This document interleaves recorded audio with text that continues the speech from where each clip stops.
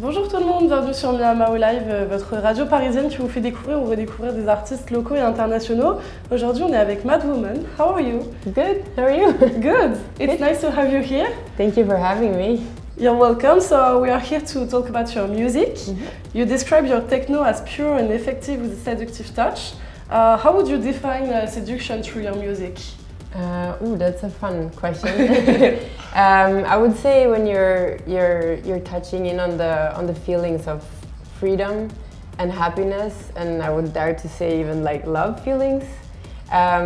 When there's enough space in the music for yourself to have that kind of interpretation, but you're also working with those like tones and notes that just puts you into that like higher state where you feel like you want to like express yourself, you want to make out, or you know, it's all about the crowd and how they feel. So it's really about that kind of emotion that I want to put, so people feel that they have the space and the confidence to, you know, enjoy themselves. Yeah, so you prefer like intimate crowd or big scene like festival or small club?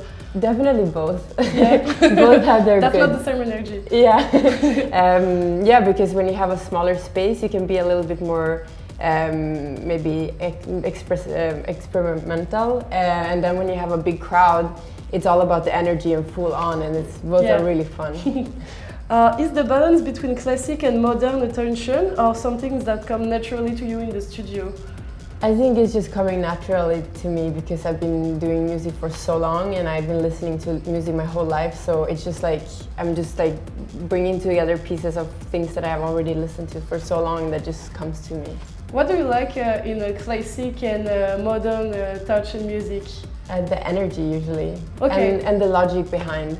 I feel like the music from like older times have a bit more logic and they were more like intentional. And today it's really redefining. I feel there's a wider range of emotions that wasn't maybe as present in the past. So it's very interesting when you combine the two. What's your influence today? Everything. Yeah, I would say movies, other kinds of music, I don't know, cinema, books, there's so much. Traveling, absolutely, yeah. Or just people and like interesting conversations. Do you have like a country who influenced you the most during your career? Ooh, I have many. I have a feeling though that Japan is gonna be an important one. I still haven't been there, but I have a feeling that's gonna like add a very important like puzzle bite to my soul on how to like make music. Okay, so you have to come soon. Yeah. Your set is known for their punchy kick and atmospheric soundscape. How do you work on that coexistence between those two styles, those two feelings? I would just say they just come naturally in terms of like I'm maybe aiming for an emotion and then I'm using the technical part as tools to get there. Okay, so you talk a lot about emotion. If you could keep only one to express music or one emotion in your music, which one would it be? It's funny because it's so easy, but it's definitely like empowerment. I want you to get to the dance floor and be like, fuck yeah, I'm here with my friends, I'm here with my loved ones, and I'm just like feeling amazing, and it's like powerful. Okay, nice. Yeah. So it's been 10 years that you're based in Berlin, the capital of techno. Yeah. Is this Berlin still inspire you, or sometimes you have to go away to find more inspiration? That's a really fun question too. I would say both. Berlin has definitely its like grid and specific like melancholy, but also like freedom. It's a state of mind city. I love that I'm very just thankful that I am privileged to be able to go to other places too, share my music and be in other places, so I can have both and like combine them all. What's your favorite place in Berlin, like to play or to party? There is so many fun places. Yeah. I would say, I mean, it was very special to play the times I played in Berghain, also because I brought my parents there, so it's nice. That was very special because I could like combine two worlds.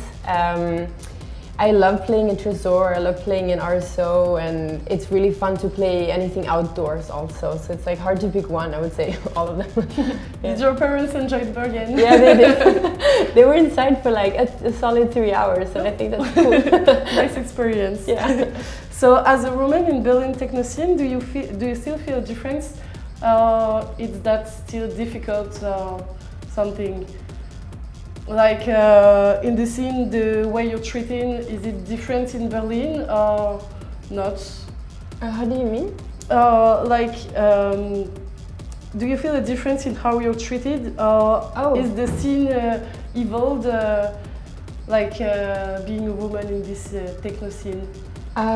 To be honest, I just feel like everybody's very kind and open-minded and professional. That's really what I have to say. It feels like people are loving music, especially to the places where I'm invited to play. People love music and I love music, so it's like that's already like the foundation. Yeah, so they don't do different. They're just like for music and. It's so passion driven. I love that because I could just like chit chat with whoever about music for hours, and it's like very natural. It's like nice. Friendly. Yeah. Your bio said that you're constantly reinventing yourself, but do you know when it's time to change, and do you know when you should stay true to what you built?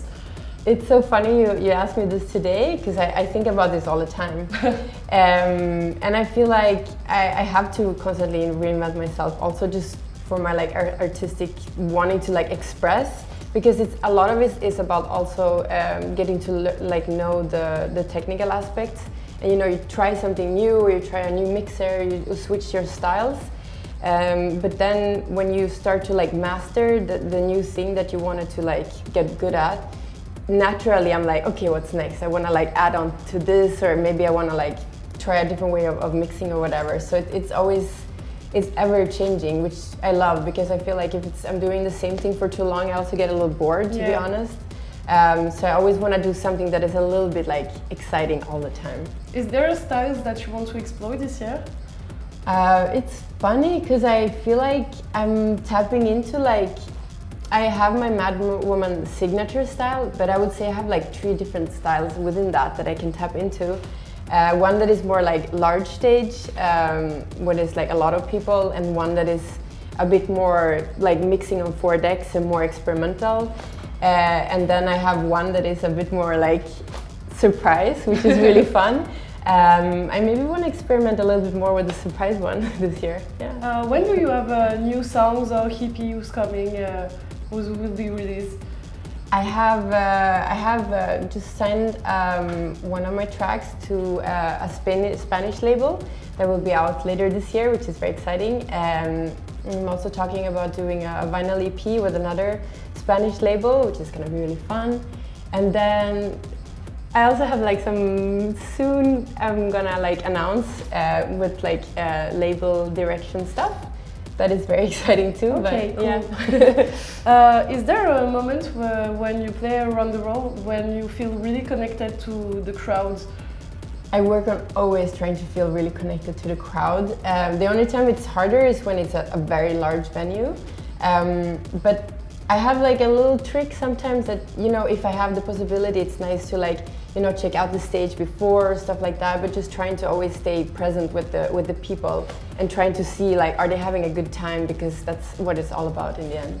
And do you have a favorite one, like a country or a place? I mean, I have so many, but I have a very special one that it's maybe a little bit more unusual. I played a show in Havana, Cuba a couple of years ago, and that was very special because the energy there is just like unmatched. Okay. But I love playing in Paris actually. I love coming back here. Yeah, it's very nice because the people are always so giving, and I feel like I can also like push boundaries and be, you know, we're working on building something together because I get a lot of response from the crowd. So I feel like, okay, you guys like this, I'm gonna show you this you didn't expect. So it's really, I love playing here, it's really fun. You are at the good place. Yeah, I think so. I know so. Your name is Madwoman. Are you mad about something, or it's just like, I don't know, a way to express something? And you already answered my question, because I love when people just smile when they hear my name. It's like Madwoman, like, it's whatever, everybody just smiles when I say Madwoman, so I'm like... Because you look so sweet. Yeah. Yeah, I love it because it gives me the range to play whatever I want, so I don't have to like be locked into any specific like genre, which I love. It's kind of freedom. Okay, so you talk about your next release, but do you have like other plans for 2026? New project or place to play? Yeah, so we just came back from a world tour, which was very, very fun and successful last year. So I'm gonna put together one more for this year. So going back to Asia, South America, North America, and of course Europe, because I also love being at home in Europe. Okay, and to finish, maybe do you have a little word to say to Parisian crowd and scene who are listening to you? J'adore. I love being here. You guys are great, and I can't wait to play more for you guys. Thank you so much Thank for your you so answer. much for having You can me. now go back behind the booth. Thank you. Thank you. Merci. It was